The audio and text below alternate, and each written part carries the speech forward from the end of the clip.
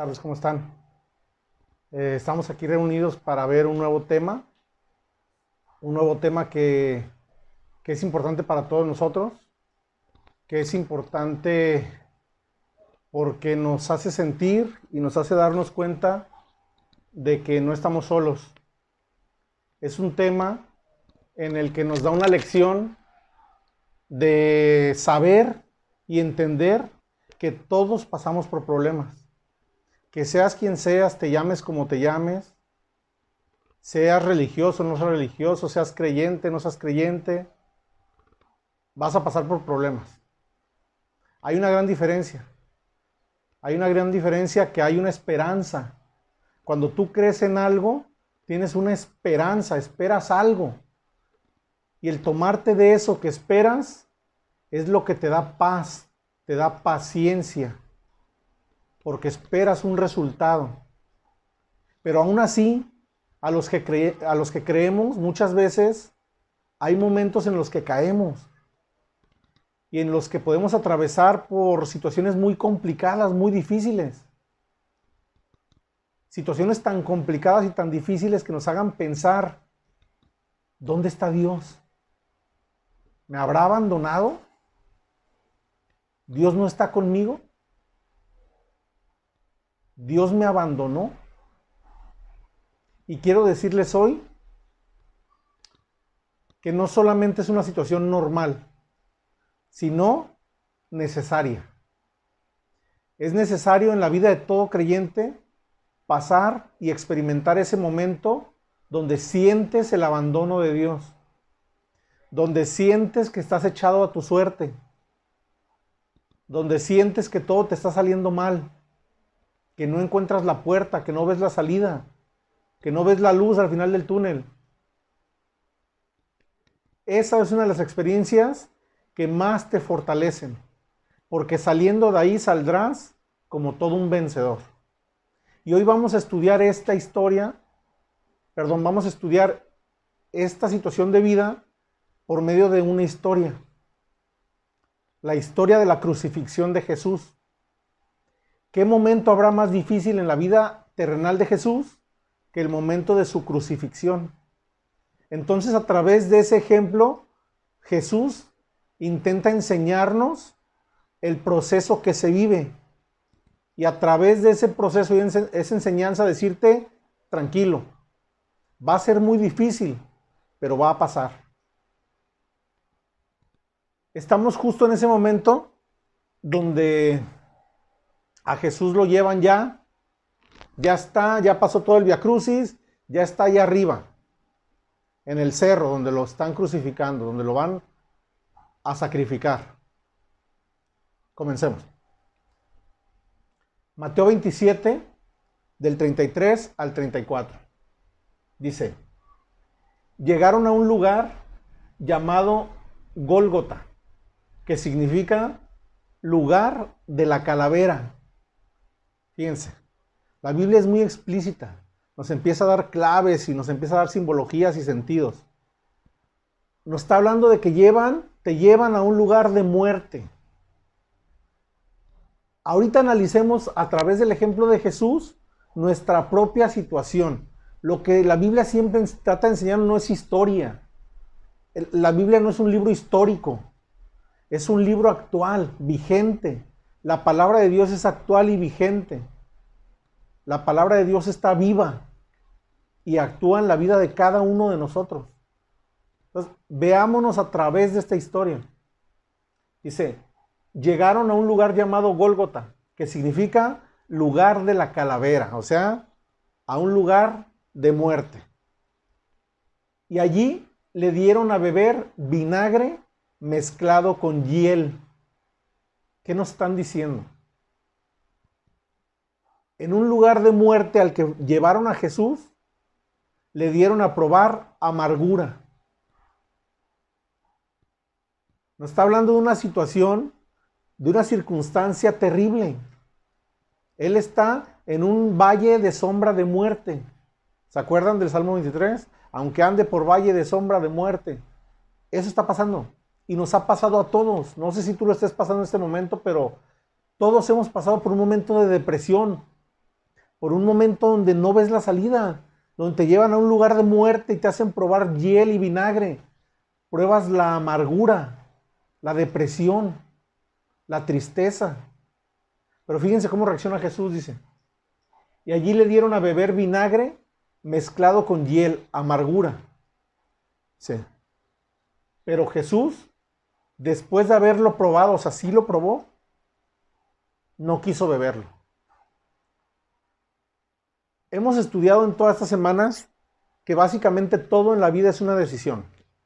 El perdón es una decisión, el amor es una decisión, el creer y confiar es una decisión, el aceptar a Cristo como Salvador es una decisión, pues también el ser o no feliz es una decisión. El amargarte o no amargarte es una decisión. Y en este momento Jesús decide no continuar con la amargura. La depresión, la tristeza, aunque no lo creamos, conlleva gran parte de una decisión. Todos hemos vivido ese momento de tristeza donde estás, que no te calienta ni el sol, estás deprimido. Díganme si no es cierto. Todos los que hemos pasado por ese momento nos preparamos para estar tristes. ¿Cómo? Bajas la cortina, te encierras en el cuarto, si puedes pones música triste, lloras, te compras una botellita, o sea, creas un ambiente para estar triste. Decides estar triste.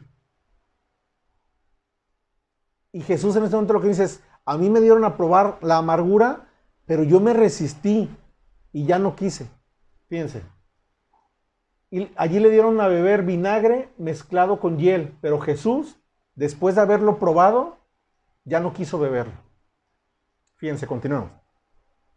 Vamos a ver versículo por versículo todo el contexto de la crucifixión de Cristo y paso por paso nos va a ir describiendo los pasos que nos van a suceder a nosotros en ese momento difícil de nuestra vida, ¿sale? El primer momento te llevan a un lugar de muerte. ¿Quién? Tus enemigos. Y en ese lugar te hacen probar la amargura. Jesús, al contrario de nosotros, no tenía nada que pagar. La Biblia dice que Él es sin mancha, sin pecado. Imagínense si cualquiera de nosotros cae en un momento de una situación complicada, difícil de superar, y lo sentimos como algo injusto. Imagínenselo a Él. A Jesús que no hizo nada en la vida más que ayudar a los demás, más que vivir por los demás. Él fue el que dijo en el libro de Juan, en el capítulo 15, no hay más amor que dar tu vida por los amigos. Era un hombre que se dedicaba a ofrecer, a dar, a ayudar, a servir, a perdonar. Y a ese hombre lo están crucificando, lo están azotando, lo están golpeando, le están cargando las culpas que merecíamos tú y yo. Y a veces, fíjate, la tradición nos muestra a un Jesús colgado así, con 3 rasguños, uno aquí, uno aquí, uno aquí, y decimos, ay, pobrecito, con un trapito amarrado así.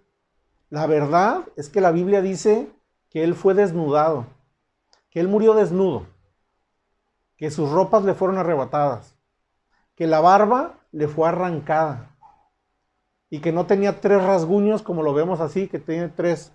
No. La Biblia no dice que tenía una llaga, dice que Él era una llaga. O sea, totalmente su cuerpo estaba hecho pedazos.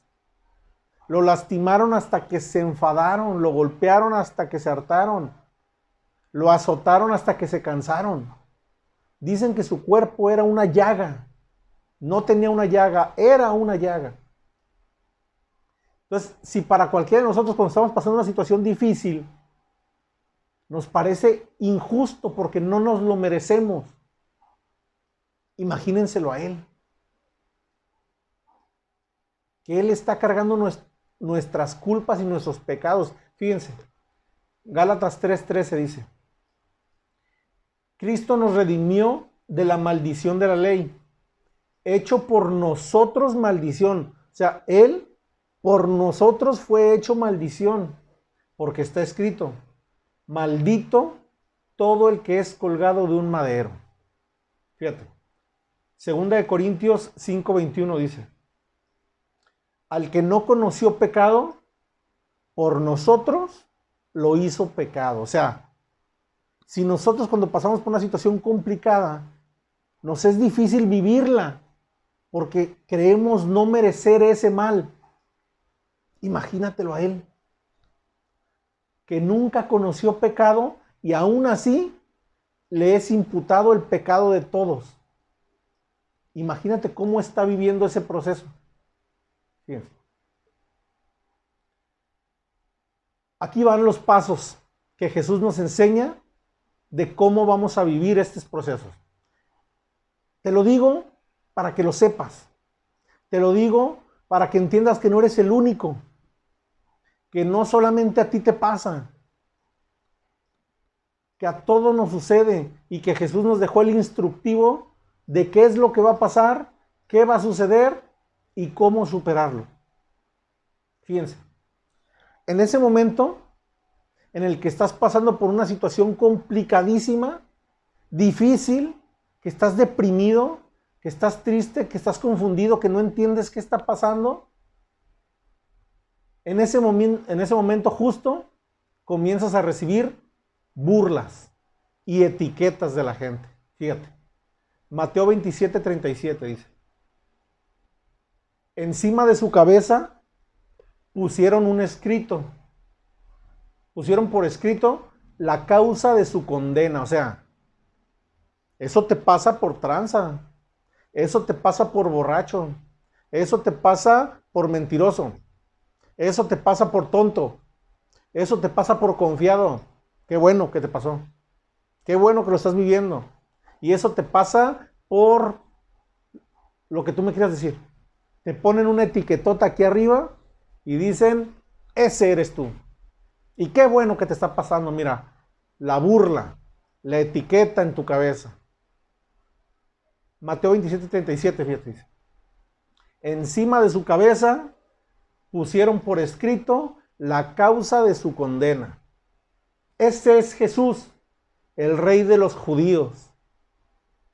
Le está pasando esto por sentirse el rey. Es una burla, es una etiqueta. Y así va a reaccionar el mundo contigo. Cuando estés pasando por tu peor momento, eso te pasa por mensa. Eso te pasa por dejada, por dejado. Eso te pasa por no tener carácter, por cobarde. Eso te pasa por... Te van a poner una etiquetota señalando tu error y haciendo mofa de las consecuencias que estás viviendo. Fíjate, ¿qué pasa después? Te juzgan como un delincuente. Te llevan al grado como si hubieras cometido el peor error del mundo, fíjate. Mateo 27:38. A ese hombre que no conoció pecado, que no hizo nada malo, que no hizo más que ayudar a los demás, fíjate cómo lo juzgan. Mateo 27:38 dice, con él crucificaron a dos bandidos, uno a su derecha y a uno a su izquierda. Entonces lo pusieron en el mismo paquete que bandidos. Así lo ve el mundo, así lo cataloga. Cometiste un error, no hay perdón. El mundo te señala, te juzga, te acusa. No tienes derecho a equivocarte, no tienes derecho a cometer errores. Es más, ni siquiera sabemos si cometiste error o no, pero estás ahí por algo. Y por algo te está pasando lo que te está pasando. Y te meten en un paquete igual que todos los que se han equivocado. Entras en el mismo saco que todos ellos. Te señalan con el mismo dedo. ¿Qué es lo que sigue? Como tú profesas creer en Dios, como tú tienes una fe que has defendido, como tú crees en Dios y lo has expresado, cuando te empiece a ir mal, cuando vivas un momento de dificultad, vendrán las burlas, los cuestionamientos. Fíjate, Mateo 27, del 39 al 40 dice: los que pasaban meneaban su cabeza y blasfemaban contra él, así de, a ver, tú que destruyes el templo y en 3 días lo reconstruyes, a ver, sálvate a ti mismo. Si eres hijo de Dios, sálvate, bájate de la cruz. Cuando pases por ese momento, la gente va a decir, ahí está. No que tu Dios proveerá y que tu Dios suplirá para tus necesidades. Puras tonterías, yo te lo dije. ¿Dónde está tu Dios? ¿Dónde está tu pastor? ¿Dónde está tu sacerdote? ¿Dónde están todos esos que te aconsejaban, que te iban a ayudar y que te iban a salvar y que Jesús te iba a librar de todos tus males? Vete nomás como estás. ¿Dónde está tu Dios? Y meneaban la cabeza y blasfemaban contra él. Fíjate. Salmos 42:10, fíjate lo que nos dice. Mortal agonía me penetra hasta los huesos ante la burla de mis adversarios. Mientras me echan en cara a todas horas, ¿dónde está tu Dios? Te lo voy a repetir. Mortal agonía me penetra hasta los huesos ante la burla de mis adversarios. Mientras me echan en cara a todas horas, ¿dónde está tu Dios? ¿No que muy religioso? ¿No que muy hijo de Dios? Ahí está, todo eso que profesabas, todo eso que argumentabas, toda esa fe. Vete cómo estás, en el problema que estás metido. ¿Dónde está tu Dios? Imagínate a Jesús, a ese hombre de Dios que en su vida no hizo más que ayudar, que no se merecía estar ahí y que le están diciendo, a ver, dices que eres hijo de Dios, sálvate, a ver si es cierto. No que Él te amaba y que Él te iba a cuidar, ahí está, a ver. Eso te va a pasar, es un hecho y hoy nos lo están enseñando. Siguiente paso. Nunca faltarán los religiosos que te señalen con el dedo. Desgraciadamente vivimos en un mundo que está peleado por religiones. Los católicos contra los cristianos, contra los musulmanes, contra los de la luz, contra los de testigos, contra los de acá y los de allá y los de acullá. Y entonces todos se sienten dueños de la razón. Y todos a la menor caída se señalan y se apuntan con el dedo. ¿Ya ven? Les dijimos que esa doctrina era falsa. Los cristianos acusan a los católicos cuando hay un problema de pederastía, pero los católicos apuntan a los cristianos cuando hay un problema de pastores corruptos. Pero estos señalan a los de la luz cuando detienen a su líder religioso, pero estos señalan a los de... Y así vivimos, señalando nuestros errores, poniendo etiquetas en la cabeza, burlándonos y moviendo la cabeza. Fíjense. Mateo 27, 41 al 43 dice, escucha. De la misma manera se burlaban de él los jefes de los sacerdotes, junto con los maestros de la ley y los ancianos. Salvó a otros, decían, pero no puede salvarse a sí mismo. Y es el rey de Israel. Que baje ahora de la cruz y así creeremos en él. Él confía en Dios, ¿no? Pues que lo libre de Dios ahora, si de veras lo quiere. ¿Acaso no dijo que era hijo de Dios? ¿Te fijas? Van a venir burlas, van a venir críticas, van a venir cuestionamientos, señalamientos. Ahí está.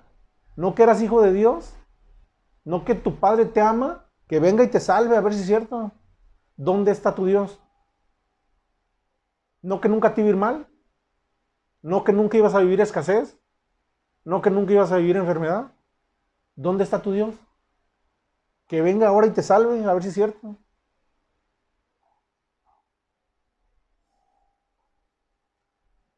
Lógicamente, es un momento donde vas a vivir mucha confusión y mucha duda. Te vas a cuestionar tu fe. Te vas a cuestionar si estás haciendo o creyendo lo correcto. Vas a vivir un momento de oscuridad. Fíjate. Mateo 27:45 dice. Y desde la hora sexta hubo ¿qué? Tinieblas sobre toda la tierra hasta la hora novena. Ya hemos dicho aquí muchas veces, y los invito a que lo busques en el diccionario, o sea, en el diccionario literalmente. La palabra tinieblas significa ignorancia, confusión. Entonces, cuando la Biblia nos dice que durante 3 horas de su crucifixión, después de que ve que se burlan de él, después de que lo cuestionan, lo etiquetan, lo señalan, lo apuntan, lo azotan, Jesús llega a un momento donde vive confusión, donde no sabe qué está pasando. O sea, yo sabía que tenía que venir aquí a sufrir, y yo sabía que tenía que venir a entregar mi vida. Pero ¿qué me está pasando? Porque todo el mundo me está burlando, me están escupiendo, me ofrecen amargura, me señalan con el dedo. Jesús vivió 3 horas de tinieblas. Y las vas a vivir tú también. Va a haber confusión. No vas a saber qué está pasando. No vas a saber si has creído correctamente. Dudarás de tu fe. Dudarás de si has hecho lo correcto, si has tomado buenas decisiones. Te pelearás con Dios en algún momento. Le cuestionarás cosas. Renegarás. Sí, va a pasar. Pero es normal. Es parte de un proceso. Y todo este proceso nos va a llevar a una pregunta que es inevitable. En ese momento de más oscuridad, en ese momento de más confusión, en ese momento donde no sabes qué está sucediendo, vendrá la pregunta inevitable. Mateo 27:46 dice, a eso de las 3 de la tarde, Jesús clamó en voz fuerte, Elí, Elí, lema sabactani, que significa, Dios mío, ¿por qué me has abandonado? Ese gran hombre de Dios, ese hombre puro, sin mancha, sin pecado, que no merecía nada de eso, que toda su vida solo lo entregó a ayudar a los demás, a servir, a dar, a perdonar, a amar,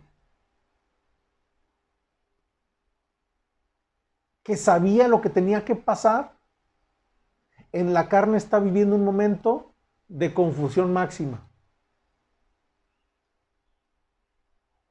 Está viviendo un momento donde pregunta, Elí, Elí, lema sabactani, que significa, Dios mío, ¿por qué me has abandonado? ¿Y sabes qué? Va a venir a ti esa pregunta. Ha venido a mí esa pregunta. Que no sabes qué está pasando. Que no sabes qué has hecho mal. Que la carne te empieza a ganar. Que empiezas a deslizarte y decir, ¿qué estás pasando? Y que se burlan y te dicen, hey, ahí está. Tú que predicabas prosperidad. Y tú que predicabas salud. Y tú que dijiste que Dios está contigo y que no te abandonaría. Mira cómo estás. Y te señalan y te apuntan. Y tú te confundes y dices, es que no sé qué está pasando. Dios mío, ¿por qué me has abandonado? Es normal. Y no solo le pasó a Jesús, le pasó a todos los grandes hombres de la historia, fíjense. David en algún momento escribió, Salmo 102 del 1 al 4 dice, Señor, escucha mi oración, escucha mi grito pidiéndote ayuda. No te apartes de mí cuando estoy angustiado. Escúchame, respóndeme pronto cuando ruego tu ayuda. Es que mi vida ha pasado como el humo. No soy más que unos huesos quemándose en un horno. Ha decaído mi ánimo como la hierba marchita. Hasta me olvido de comer. David, ese gran hombre, ese hombre que lo describe la Biblia como un hombre conforme al corazón de Dios, ese gran soldado de Dios que mató a 10,000, rey de Israel, está en un momento igual, de depresión, de confusión, de tristeza, de amargura, que no sabe qué está pasando, y con el ánimo decaído, que hasta se olvida de comer, no tiene hambre, no tiene ganas de nada. Elías, Primera de Reyes 19:4 dice, luego siguió solo todo el día hasta llegar al desierto. Se sentó bajo un solitario árbol de retama y pidió morirse. Basta ya, Señor, quítame la vida, porque no soy mejor que mis antepasados que ya murieron. Elías, el gran profeta de Dios, dice, basta ya, Señor, quítame la vida, ya no quiero vivir, ya estoy cansado, ya no puedo, Señor. Elí, Elí, lema sabactani, Dios mío, ¿por qué me has abandonado? Ya no quiero la vida, ya quiero morirme.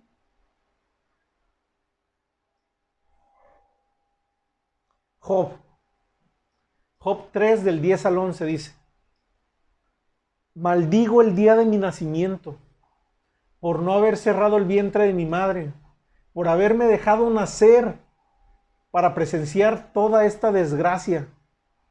¿Por qué no nací muerto? ¿Por qué no morí al salir del vientre? ¿Te imaginas? ¿En qué momento de depresión está viviendo Job para haber renegado de su nacimiento? Ese gran hombre de Dios que en Job 1:1 lo describen como un varón recto, perfecto, temeroso de Dios y apartado del mal. Ese gran hombre de Dios está en un momento donde dice, Elí, Elí, lema sabactani, Dios mío, ¿por qué me has abandonado? Ya no quiero vivir. Ya no tengo ese gozo, esa alegría, estoy decepcionado, estoy triste. Ya no quiero la vida. Ya no quiero sufrir.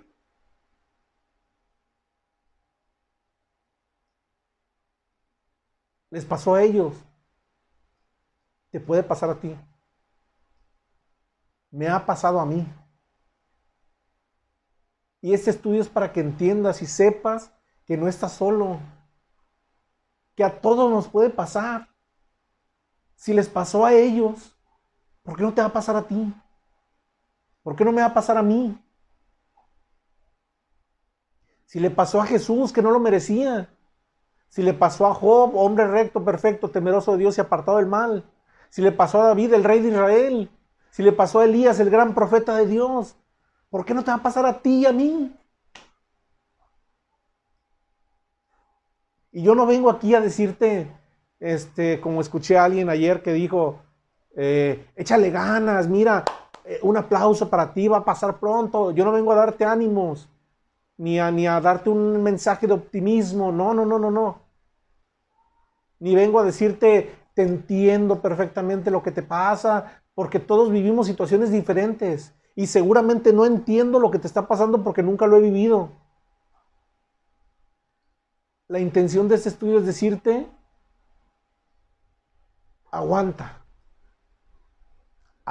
poquito, aguanta porque viene algo bueno.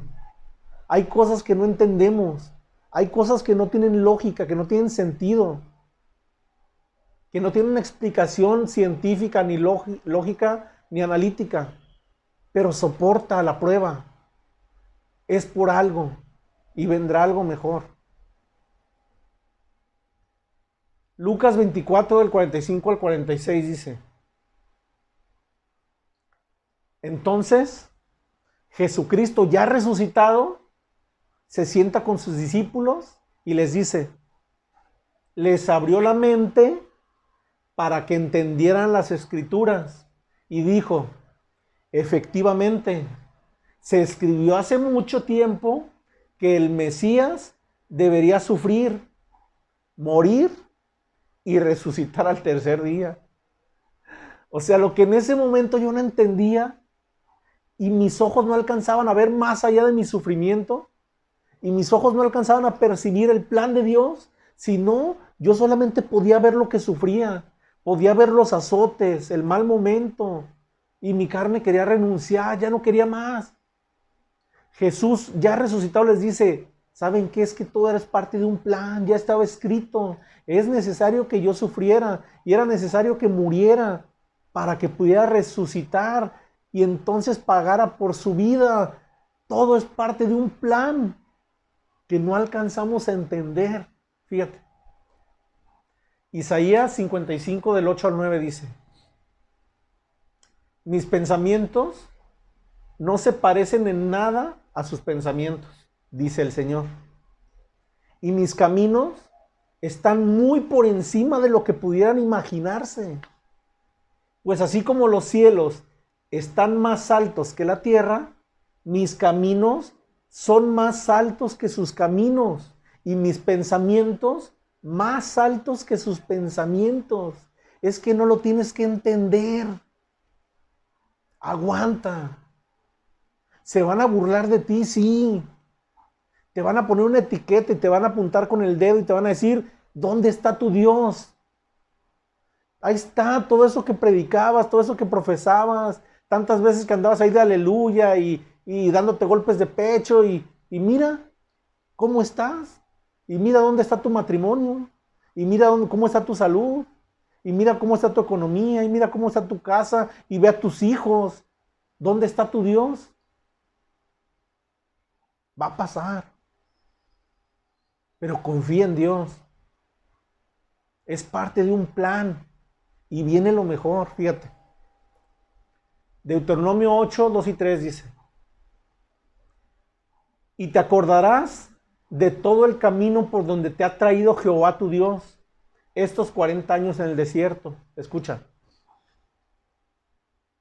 Para afligirte, para probarte, para saber lo que había en tu corazón, si habías de guardar o no sus mandamientos. Y te afligió, y te hizo tener hambre, y te sustentó con maná, comida que no conocías tú, ni tus padres la habían conocido, para hacerte saber que no solo de pan vivirá el hombre, que hay algo más de todo lo que sale de la boca de Jehová, de eso vivirá el hombre. Te llevó a ese sufrimiento, te llevó a esa depresión para que supieras que tus planes no son sus planes, que tus anhelos no son los suyos, que Él tiene planes más grandes.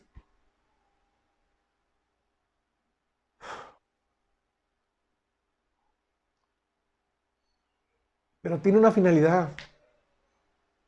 Tiene la finalidad de conocerte, de tratar contigo, de saber si habías de guardar o no sus mandamientos, de analizar tu corazón, de llevarte una relación con Él más profunda. Tiene una finalidad. Es difícil, yo no digo que sea fácil, es muy difícil. Pero se trata de soportar, fíjate. Romanos 8, 35 al 37 dice, ¿quién nos separará del amor de Cristo? ¿Problemas? ¿Angustia? ¿Persecución? ¿Hambre? ¿Desnudez? ¿Peligro? ¿Espada?